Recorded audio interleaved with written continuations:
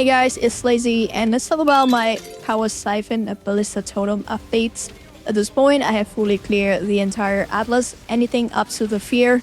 We have done Uber Elder, Maven, Sirius, the Fear, and very easily, I might add, this build absolutely shreds through all the content. This update, I add a lot more damage to the build, but also tankiness. I have swapped around some of the gear, adding rare gear to the build, so you guys can actually get it, because Dance of the offer is quite ridiculously priced, and there's not a lot of it on the market right now, which is going to prevent a lot of people from getting it. From my personal experience, and a lot of people that are playing with the same merc setups that I am running, Doyani doesn't really make your merc die, he's just really very tanky, and I have only had my merc die only one time, and it was during the fight with Uber at Ziri. I want to add that none of these footage that you see in the background is actually sped up. Our current DPS in the POB is roughly around 40 millions, and that does not come with the cost of defense. We actually have improved the defense of the build. I have chosen to swap over to an ES evasion setups, and we kind of lose the sustain we have from agnostic. But overall, it is a pretty decent trade-off. I don't really feel it's affecting us, especially in mapping or even in bossing, so it should generally be fine. If I do get to choose, I'm going to choose more damage because this is a totem build and you generally don't get hit. I had a blast playing this build, especially in mappings, and if you want to do bossing, I think at this level of setups you can probably do boss as well, and even running Sanctum. So yeah, with the power updates that coming on day 3, this is going to be a well-rounded beast. You can choose to boss, you can choose to map. If you want to see some mapping footage, you can kind of see it on my day 2 setup, where I was showcasing some of the destructive play strat that I was doing. This setup right now is even more insane, and I hope you will have fun with this one. Let's go over my day 3 change, and actually I made a lot of change, so I'll try my best to organize what I'm going to talk about. The first one I want to talk about is going to be the mercenaries. You can kind of see I dropped the previous setups because right now I have 100% chance to avoid elemental ailment, which means that I can run singularity, and this one just hinder the enemy, debuffing them a little bit. Everything else is exactly the same. Just check my day 2 setups, and you definitely want to gear up your mercenary first because it's going to be the major part of your damage. And then for my gears, well, let's actually go over the skill tree first. The biggest change you will see is that I have moved away entirely from this section of the passive skill trees because I realized that, at least in terms of DPS, Disciple of Forbidden and the little small node that lead up to Disciple of the Forbidden is insanely strong. So, as you read here, we have 8% increased critical strike chance per power charge, and then we get 5% crit multi per power charge over here, which means that right now you can see I'm at 6 power charge, and this makes it so that we are getting 30% crit strike multi from just this little node right here, which is equal to the Throat Seeker, and it's just insane. So like this whole cluster right here, we're getting a bunch of crit chance. And Disciple of the Forbidden itself is also insane. We are getting +1 mint to the power charge. We're getting 8% increased damage per power charge. So that is like just a lot of damage added from this. So I have to path up here and get it. In terms of maximum power charge, we are getting one from the Instability, and we are getting another one from the Wilma. So you can get the corruptions for +1 maximum power charge from the helmets right here. And if you can't find one on the markets, you might want to try to vow it yourself. But it will take time. When I bought this, there was like maybe 10 on the market. So just letting you know, in case that you don't buy anything, you might want to just do it yourself. You'll buy a bunch of Wilmas, and then you will corrupt it yourself. Either double corrupted in the temple or just vow orbit. But this is definitely something that you want to do because it is insanely strong. Besides that, we are getting all our gear change. So like I bought better rings. At this point, you really don't want flat damage on your gears anymore. You want to have actual maximum life, you want to have maximum mana, and you want to have intelligence. And This is when you want to really push your mana up to the 7k breakpoint. On your ring, make sure that you craft at least on one of the ring the minimum to power charge. For all your rings and amulets, you want to apply the life and mana catalyst. I'll do it later for mine. And you also want some stats like strength, dexterity on your rings, and round out your elemental resistance. So you can kind of see here, I have 75% capped, and I also have positive chaos resistance as well. You don't have to cap this right now, and frankly, with our setup, it's going to be pretty expensive to cap our chaos resistance. So I don't want to do it now, but at least you want to have positive at this point in the game if you want to plan to farm harder content. Alright, before continuing on, I want to say that for the bandits, I actually changed my bandits from airmail to Alira, which means that instead of getting 1 extra passive points, I'm getting the plus 15 to all elemental resistance.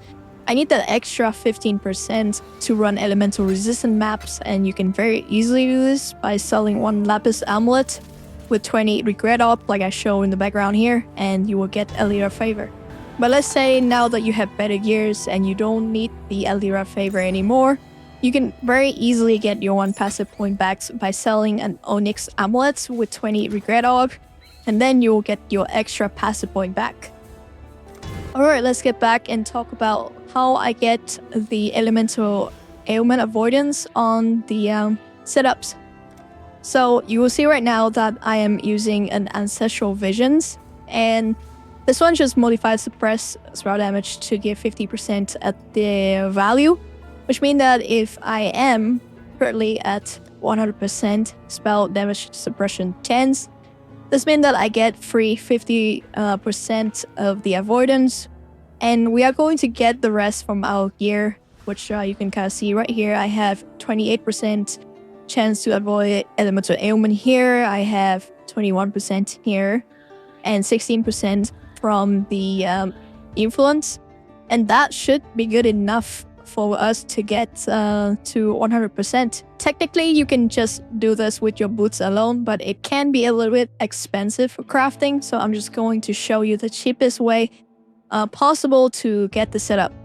So you can kind of see that because I unspec'd out of these suppression node over here, I have to path here, but this means that I will get less chance to suppress spell, which means that you also need to get them on the gear as well, and I will talk about how to craft these kind of gear.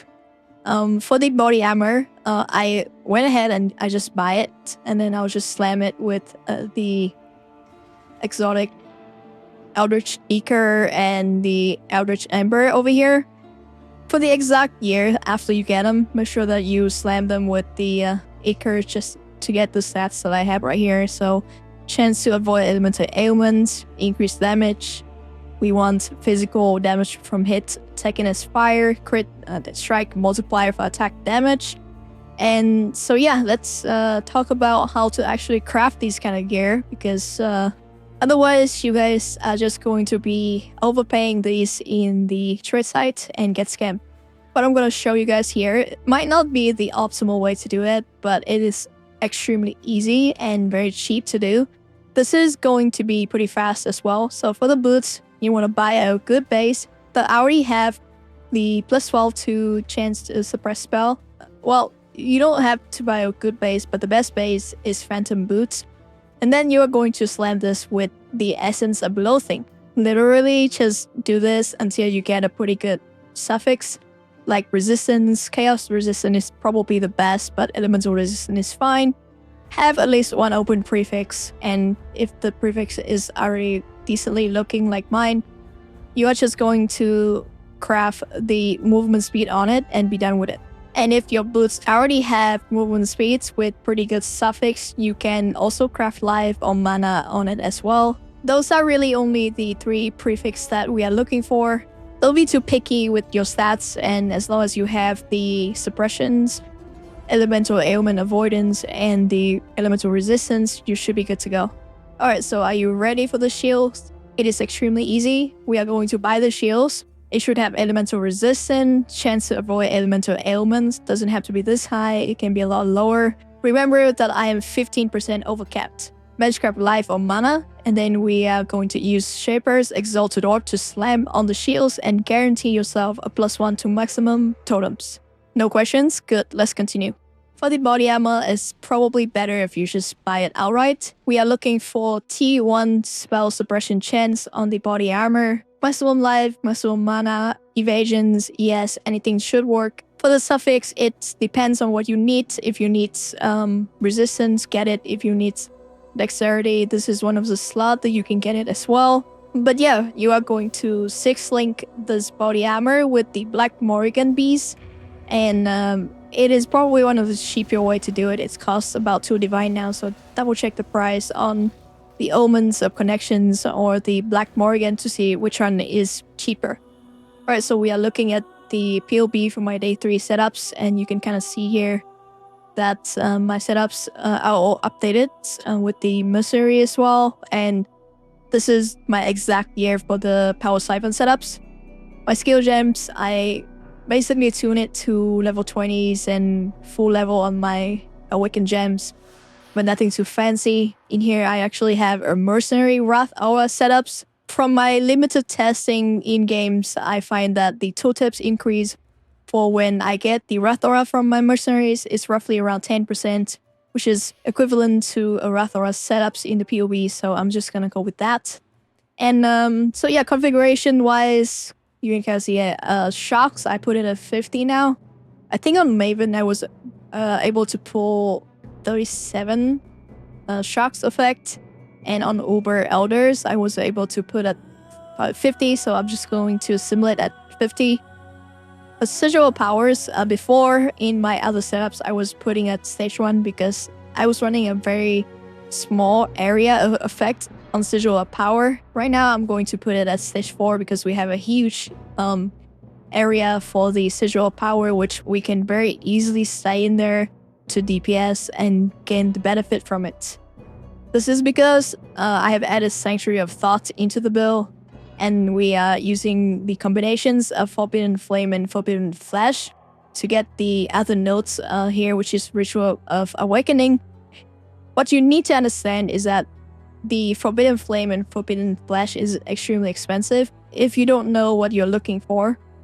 Usually, Ritual of Awakening is very cheap, and there's several ways you can actually do this. So, if you want, you can get the Ritual of Awakenings, and if this is expensive, right, you can actually try to get Conviction of Power, Forbidden Flame and Forbidden Flash as well.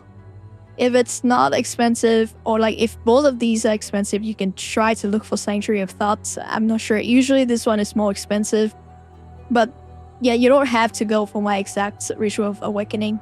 Sanctuary of Thought is just amazing for the build, and it's an amazing defensive node. As you can kind of see, if I spec into Sanctuary of Thought, we gain a bunch of EHP. And then in our setups right here, we are using the Unnatural Instincts and Light Up Meaning Jewels. If you are going to want to get more damage, you can replace this with Light Up Meaning that have 6% increased lightning damage. Damage would easily go over 50 million DPS, and this jewels itself is actually very expensive. I think it's more expensive than the maximum mana one, so depending on what you like, I think mana one is pretty good as well. It's actually give you more tankiness, so that is something I would go for. Another thing I want to talk about is the precisions and arrogant setups. So previously we have to go for a lower level of precisions because we are using agnostic. In this particular setups, we are no longer using agnostics. So yeah, you can kind of go ham, just reserve all the way. Precisions adds a lot of hit chance and crit chance to the build. So in your PoB, if your characters, when you import it, it's not at 100% hit chance, you are going to be missing out on a lot of damage. There's one more thing I want to talk about, which is the cluster jewels. So because I get rid of the Dance of the Offer, I no longer have Onslaught on the build. We are getting Onslaught from the medium cluster jewels, which says right here, Sleepless Sentries. You have Onslaught if you have summoned a totem recently, and this is how we are going to get Onslaught on the build because we summon our totem all the time. And you want it to pair with Ancestral Echo for totem placement speed and increase attack and cast speed if you have summoner totems. Remember that we are double dipping this with the Wilma, so we are getting 20% increased attack. Just a quick tips for you guys if you want to go shopping with this. Don't pay extra for the edit 4 passive, because you can kind of see here I have a 5 passive and I can still path to the jewels without any issues, so yeah. And finally, before leaving you guys, I want to quickly showcase on how you can actually complete your T17 very easily with these scarab bisections. The scarabs will allow you to nullify either the prefix and suffix of the map. So for example, the prefix is very rippy in the setups. I'm going to nullify the prefix and I'm going to run a scarabs of stability so I don't consume my portal. I have a chance to not consume my portal. What this really means is that with the bisections and stability scarabs, you should not have any issues clearing your first T17 at all unless your build is really not capable of doing maps. So with this, we are going to clear the T17, and then for your first T17 clear, you are going to unlock the 5th map device slots, which means that you can run much better strats and choose your map that much better. And with that, I hope you will enjoy this update. Just an FYI that if Mercenary do get nerfed in terms of they are taking more damage, I think it shouldn't be a problem with this build, especially for mapping because everything dies so fast. But yeah, thanks for watching guys, and I'll see you guys in the next one.